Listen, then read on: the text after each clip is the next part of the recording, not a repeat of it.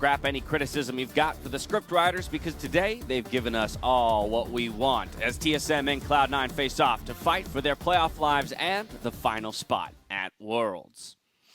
I'm here with the gents as is usual. I'm hoping for a little bit of whatever the heck is going on in the LEC today, gents, here in the LCS because their series has been exciting and I want one of our own. It's so exciting. I'm not even watching you, James. I'm watching the series. Mark, eyes forward, eyes straight ahead, sir. We have our own show to do. Exactly. All right, let's talk about it. TSM's playoff run started with a disappointing 0-3 sweep to the Golden Guardians, but they were able to bounce back versus Dignitas, getting their reverse sweep revenge against the Golden Guardians. That puts them opposite their longtime rivals Cloud9, who fell short against FlyQuest, but bounced back against Evil Geniuses as they seek to defend their title. Yep, TSM versus Golden Guardians was a big bounce back after they lost them in their first match of playoffs, but it was really close. Went the full 5 games, and even the 5th game could have gone either way. Broken Blade was monstrous on the Renekton and was a big part of keeping them in that game.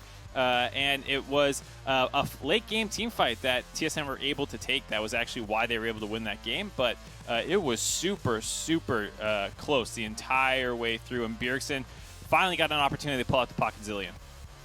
Yeah, there's the heartbreaking finish there. FBI with the aggressive move forward, taken advantage of by TSM. And so they do come out the other side in a 3-2. Very scary series for both teams. Other side of the coin, though, C9 versus Evil Geniuses. Let's talk about that one.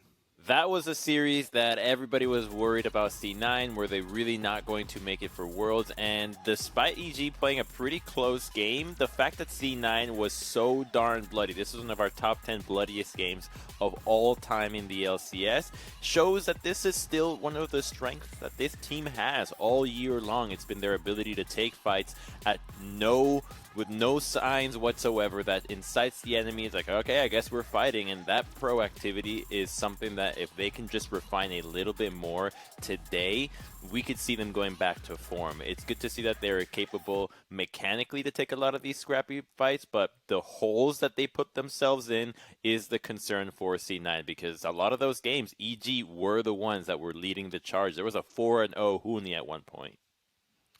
But probably thoughts on that Cloud9 series as they were able to wrap it up 3-0 as compared to the 3-2 on the other side. Is there any uptick or thoughts of momentum in recapturing former glory for this squad?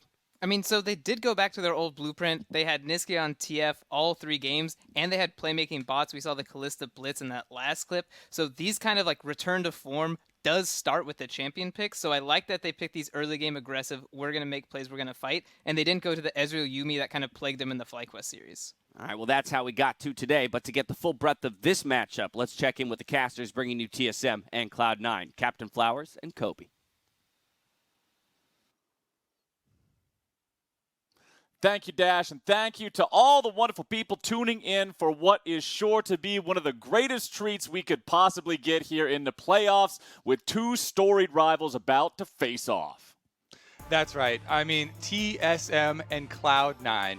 These 2 historic organizations have battled endlessly at the top of the LCS. TSM would win the inaugural LCS split in spring of 2013, but then when Cloud9 joined the league, they joined in dominating fashion, winning the summer split right after TSM, and that was the start to this historic rivalry.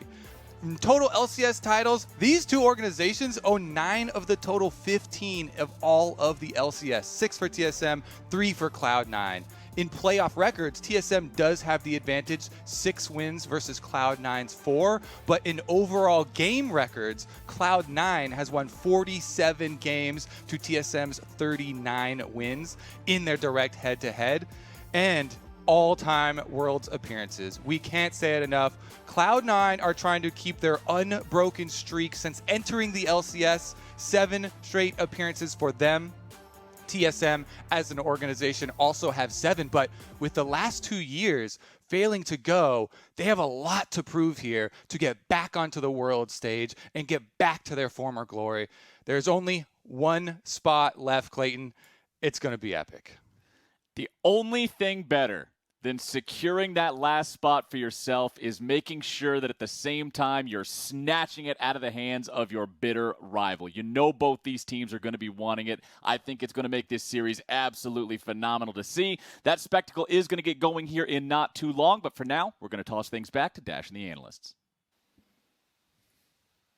Thank you very much, gentlemen. With only 2 weeks left in the summer split, we've narrowed down the top 5 in the Honda MVP vote, where TSM's Bjergsen, Cloud9's Blabber, Golden Guardians' Closer remain alongside Core JJ and Jensen from Team Liquid.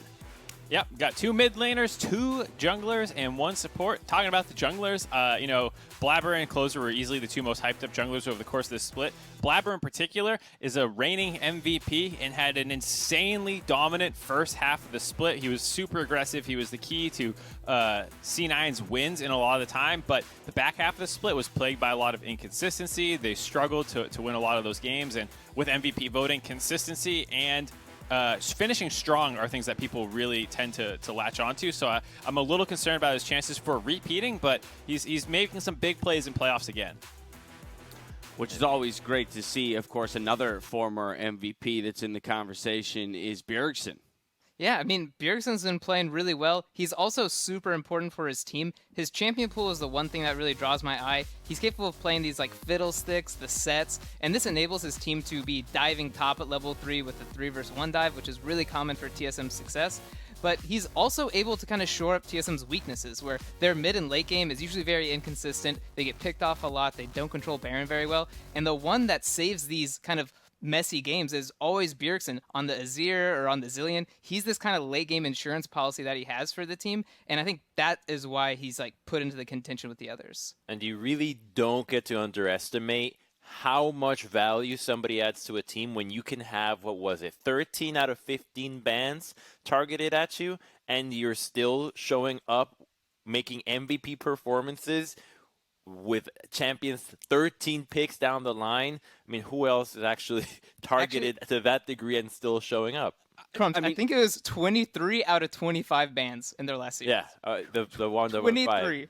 I mean, his impact in the postseason is undeniable, but we do have to remember the regular split award when it comes to MVP. True. And so that's where I'm going to look at another mid laner, the other mid laner in the conversation, Jensen, because mid laner who does a lot of the same stuff in terms of carrying for his team, but on the best team in the league.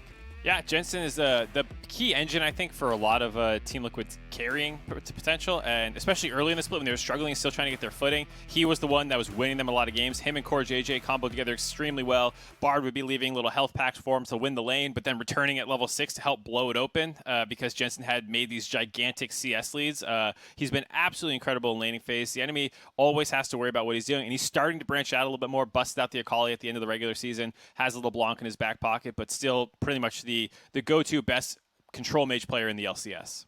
And we have to remember that he was set up a lot of these games at the start of the split by his support, whether it was Blitzcrank, level 1 roams into the mid lane, Bard portals, or Bard health shrines to the top lane, to the mid lane. Core JJ has been, from the very beginning of the split, an important figure for Team Liquid. There's no way the resurgence would have happened without his guidance for somebody like Tactical, but also to help the rest of the team, like players like Jensen. And when we looked at the 5 people being contested, it felt to me like there's not a very big gap between top junglers, top mid laners, but between supports, it feels like Core JJ is clearly a cut above a lot of other supports right now. His champion pool is highly relevant, playing 6 games of Bard thus far, and that kind of champion just allows you to not only help those early games, but engage with no other precondition. You don't need anybody else to set you up. You're helping the team with your roams, and you're drawing bans in the first set of rotations, which is just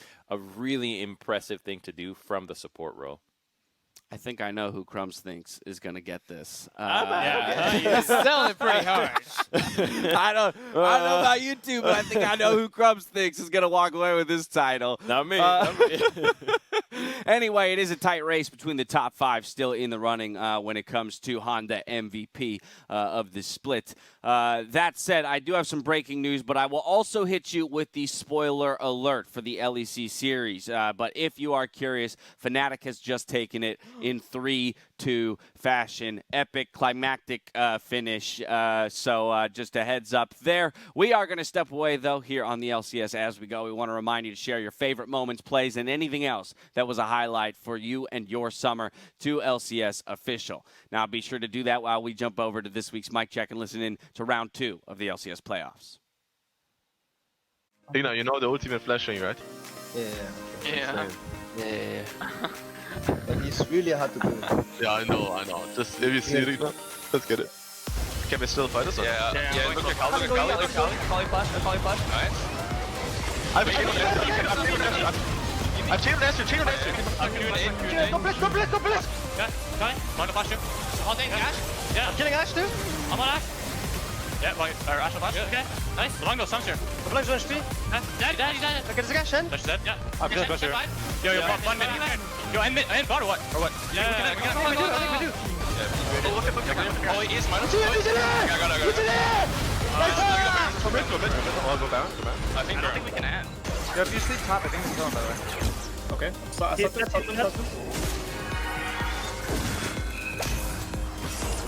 Hanging. It's hard for me to fight. I'm out. GP, kill GP. I have Wash shot. I'm going. Guys, let's go. I have ulti in 2. Ulti in 1. Oh, that's it. I'm killing Sana. Yeah, me too. I think it's finished enough. Okay. Yeah, finished him. Guys, We got a shot. Cast your flash in. Yeah, soon. Just kill him. I'm too good. Okay. I got it. No flash. Leona, no flash. Then Leona. Kill Leona. Kill Galio after. Galio no flash as well. Leona. One Galio. I killed 2 people. Keep going. We win. Huge.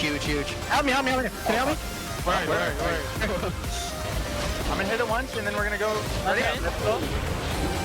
Get up. We're looking. Volley's ready on. Volley no flash. Yeah, First flash in. I can hold you. Cannon try.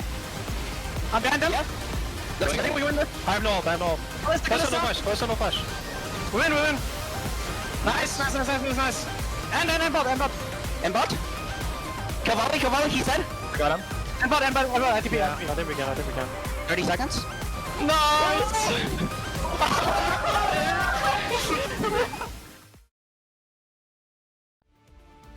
Welcome back to LCS Countdown. Well, we're not far off from another chapter in the Cloud9 versus TSM rivalry. 2 teams who have faced off in high-stakes matches a few times before, you could say. Yeah, I think the history is something you have to look at with these 2 organizations. They have 9 of 15 titles in the entire LCS between them. TSM does have the advantage in that category, but when you look at head-to-head, which is the game wins, C9 has more game wins over TSM. In head-to-head playoffs win, it bounces back to TSM. And then at Worlds appearances, it is tied 7-7, but C9 wasn't an organization for 2 of those, whereas TSM has actually missed Worlds the last 2 times. And so the fact that they're fighting over the 1 remaining spot right now is so crazy. And not just having missed Worlds in the last 2 times, but TSM is consistently in the shadow of C9's international performances. Despite domestic success, C9 always shows up internationally, and TSM missing Worlds a 3rd time will not only be detrimental for just attending Worlds and their standing in the North American League, but the fact that C9 gets to echo their results in Worlds even further just makes the discrepancy between the 2 even larger. Our 2 most internationally experienced teams, it makes it a wild thought to think, Mark, as you said, that one of them will not be representing North America this year, and this best of 5 that lays before us will be the one that decides it. So let's talk. I mean, because we've seen glimpses of C9 from spring, and most people coming into summer would have said C9 against anyone in playoffs is an easy 3-0 in the direction of Cloud9, and now it's a very different landscape in front of us. Yeah, I mean, Cloud9 is really reliant on Blabber and Blabber's ability to aggressively make plays. And for this whole split, he's been pretty correct about his engages. This is a time where TL is split top and bot, and he forces an engage on Aatrox and ends up winning them the fight. But here they have the champions to follow, and they have the lead to go this aggressive. And this is just last week.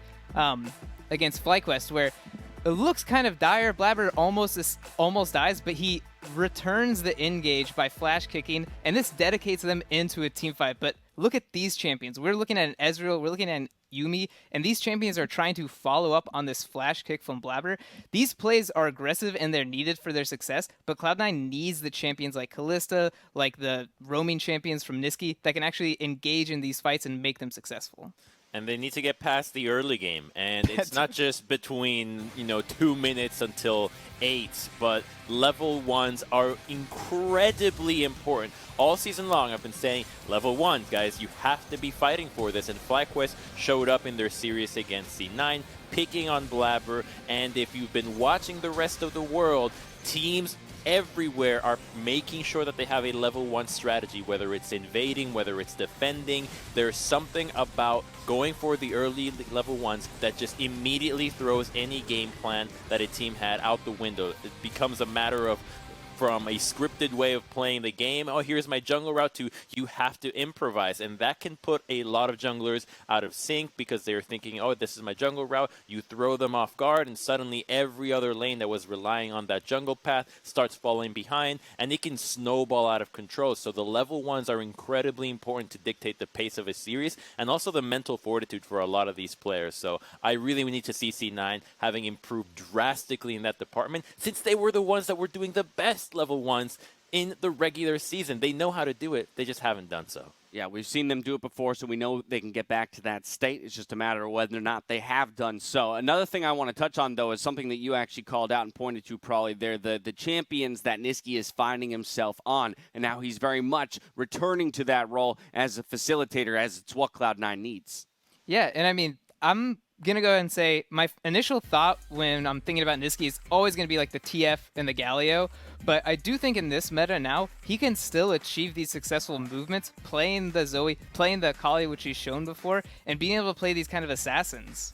Yeah, it's worth noting that the champions with red highlights around their boxes are things that were banned versus the player, and this is only playoff champ pool. And I think this is where I'm looking now, because Bjergsen has been such a monster in playoffs, executing on a number of different champions, as well as getting more banned against him. And it's a question of what is he going to pull out, whereas for Niski, he's going to be playing a facilitator. And some of these are even shared, like the TF. And so if I'm watching the series, I'm really curious of what C9 are going to do, and also what TSM are going to do. Are they going to try and pinch Niski's pool, take some pickaways, ban a couple of his best champs out, and force him onto something new? Or are they going to leave it totally open and say, Bjergsen has the better champ pool no matter what, so just leave everything up and we'll let him counterpick however he wants? I actually think you could go even farther and go ahead and start banning your own mid lane champion pools as TSM, and banking on the fact that Bjergsen's might be deeper than Niski's, and then just take whatever matchup you get out of that one, since Niski's champion pool has shown to be somewhat limited with only those 3 TF games and a lot of success on Galio and Zoe. Yeah, if that graphic represents anything, it represents how much larger Bjergsen's pool is than Niski's at this moment. And we've seen that Bjergsen can absorb up to 5 target bans per pick and ban phase. So that's quite a bit of leniency that he allows for his team there when it comes to drafting. But let's hop to another lane here, Broken Blade. I want to talk about Broken Blade versus Licorice again. This is a matchup that we've talked about in the past, just as these guys have kind of come up together in the LCS across from each other. And out of spring, again, would have been called far in favor of Licorice, but now looks a lot closer. And, Broken Blade was huge in the Golden Guardian series. He had a monster Renekton performance to actually help them win that series. And both of them are great at carries. You do see the Malphite in there, and they've got the Ornn, and both players can play tanks, but I think they're both at home on carries. And if you're watching LPL, people are playing Fiora Camille, in top lane in the finals. This is the kind of stuff that I hope to see out of these two players, because that's what they're most at home at. And it can generate huge advantages and warp the map and how it's playing when you're willing to play volatile carry versus carry matchups. And so I hope we get to see some of that, because both of them have monstrous champion pools, and a lot of them are shared. So you might see, people takeaways, flipping matchups over the course of the series. His champion pool being carries is really fitting at this time when you have a TSM that is playing not Caitlyn, but more utility-focused ADs, whether it's your Sennas or your Ashes in the bottom lane, as you can now play weak side, bot side, and make sure that Broken Blade is playing on the carries. That actually also enables Broken Blade to have a Zillion behind him. So Bjergsen can pick Zillion as long as Broken Blade is carrying, and when he has champions like the Vladimir against the Shen, so Aurelius against Cannons, he's got matchups that can legitimately just take over games if you just give them the time. So I think that he's going to be a really important player as he was in the wins against Golden Guardians. Probably, I'm really curious how this, though, interacts with the bottom side of the map, particularly in the case of Cloud9, where last week against DG, it was the bot side that kind of stepped up with a little bit more agency in the game. Yeah, so this was really important because against the FlyQuest series, we just saw them pick Ezreal Yuumi 4 times, so it was kind of worrying that they just didn't know what to pick in bot lane. And the Ezreal Yuumi, it wasn't the worst thing in the world, but it really didn't lend to the compliments of like C9's actual strengths. So in the EG series, they kind of went back into this Kalista kind of mode, and they actually find themselves getting these engages, and they're actually able to make a lot more map impact that we're used to seeing. They can stack Drakes again, they can make these invades plays, and potentially even fight 2v2 bot lane. So I really hope we get a repeat of that today and see a much more aggressive bot lane with some agency. Aggressive, and where the Caitlyn lies as well. I think both teams have shown that they're very happy to ban it on blue side, which is just saying we don't play this champion and we're going to sacrifice a ban. So every team that can figure out how to play Caitlyn will have an advantage in the draft just from being able to free up a ban. So I think this series really comes down to if you play Caitlyn, you now have a free ban that has been available, but the teams in the semifinals did not give us that. So I want to believe the 280 carries that'll be on the Rift today can play Caitlyn. I want to believe that. So hopefully they'll prove it to us today. I mean, they can. I have my theories. Yeah. I mean, Double Lift's I'm not so sure, but Sven, I have a nice story that goes behind my theory behind Sven not picking Caitlyn. So gather around. I would really like your full attention during this lovely story. Okay. We're going to go back to the wondrous time of 2015 Season 5 Worlds, where Kalista and Jinx were the meta picks. And we had a player named Sven, or Niels at the time, who wasn't picking either of these. So at Worlds, I was talking to his coach, and I was like, hey, why aren't you guys playing Jinx? He goes, I don't know, Jinx is really broken, but I can't convince my player to play it. Can you speak to him? So I go, oh, of course. I just have such a great relationship with Sven, or Niels at the time. So I go, hey, man, why aren't you playing this broken pick when it's a teamfight meta and your team has the identity of being successful in teamfights? And he basically told me that Jinx is not a playmaker. It's going to require everyone to play forward on his team, and he just has to follow up. This was like not his style, and that's honestly what Caitlyn is. She's not a playmaker, and right now he's picking the Kalista, so I think he's just not tending towards it because he wants to be able to make those plays. And that's my theory of Sven not playing Caitlyn. Okay. And then you have to end that story. I think you remember he played Jinx that week. Yeah, you played Jinx later. I'm not going to credit that to me. I'm just saying I spoke to him, and the point of the story is I talked to Sven about playing. You got into his mind. You understand his philosophies. I'm just saying that I think he can pick up the Caitlyn, too. If he can pick up the Jinx, he'll pick up the Caitlyn. It's so dominant right now. 97% presence across the world. Both of them should be playing it. Double F did play it a little bit against FBI, but he was losing that side of the matchup, and I felt like he lost a little bit of confidence in it. But aside from that tough matchup, I actually think that they played a lot better in the second series, against Golden Guardians than they played in the initial first one. Part of that having to do with Biofrost coming in. Yeah. Well, all right, let's talk about this squad. Who's going up against Sven and Vulcan today? I mean, the laning phase was definitely what we were looking out to improve from the Golden Guardian series. The fact that they held on to what they quoted as their strongest opponent in the tournament in FBI and Huhi should just mean that they're going to be even stronger against a Sven and a Vulcan that have been moved away from those laning dominant champions as to more playmaking. Now, when you say playmaking, that doesn't mean that you actually don't get to dominate the laning phase, because you can start getting a lot more kill pressure. So if the game is picked in the bot, if the bot lane champions are what both teams want to play, C9 could very easily be playing a way where you're just tower diving, you're getting a lot of kills, but not so much about those CS leads. So I think they're going to prioritize a lot more pressure than Double Lift and Bio, who will still be looking to survive as they're still recovering from what must have been a very brutal series against Golden Guardians. That's our take on this best of 5, but ahead of his Worlds qualifying match, we heard from Coach Parth on today's best of 5. best of 5 with a reverse sweep, you definitely feel happy. Because biggest thing for a team is to be able to have the grit and the experience to be able to come back when you're down. That's like the mark of a truly great team, to always be in the fight, whichever game you're playing or whichever set you're playing. So you don't really get a lot of experience doing that in the regular season since it's best of 1. But in a best of 5 series, you definitely see over like the course of like one set or even through the tournament who like the better and more experienced players are going into Worlds. I think the C9 series is going to be pretty close, in my opinion. I think Sven has stepped up a lot as their primary carry, and even Blabber has kind of found his footing again after the midseason. And I think those are like the 2 key strengths that Cloud9 has. I think for us, obviously, Bjergsen's been playing really well, and we've kind of had to change our identity as a team a couple of times towards the end of the split. So I think when we explored using 2 supports this split, we saw that each of them had kind of distinct strengths and weaknesses. Biafrost obviously has played with the team and Double It for a long time, so there's kind of that pre-built synergy and trust there. And he also has a lot of experience in like playoff matches for the last few years. Treats is also like a really great player, both mechanically and what he brings to the team in like a leadership role. And so I think we can be flexible in terms of what we need during the series and how the series is looking for like which support we want to put in. Obviously, this is the match that qualifies you to Worlds, so I think it is probably the most important match of the playoffs. That being said, I don't think that we treat this match any differently. We definitely take it one series at a time, and right now our goal is set on Cloud9. I really think that the team that's more willing to take risks and go aggressive and be more explosive is going to come out ahead.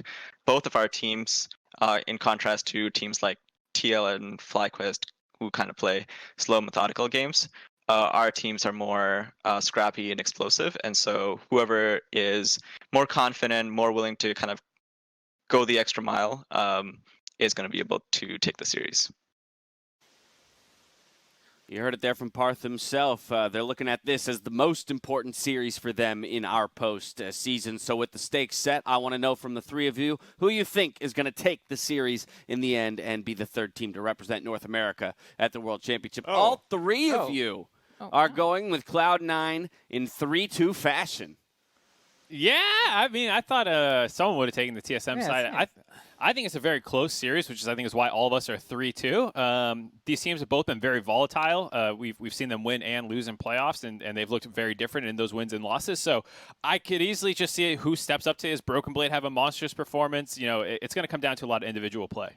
Yeah, I agree with Mark. I think it's going to be very close. I do think the kicker for TSM is Cloud9 has not shown so much adaptation. They do seem pretty stubborn in draft right now. Yeah. So if TSM does take a win here, it's going to be because they adapt and adjust throughout the series and are able to take that 5th game. But again, I think it's more C9 favored. Look, to me, the happiest thing I see here is 3-2. All 5 games, that's what I want for all of the fans at home. It's time to hand it off to Captain Flowers and Kobe for Game 1 of Cloud9 versus TSM.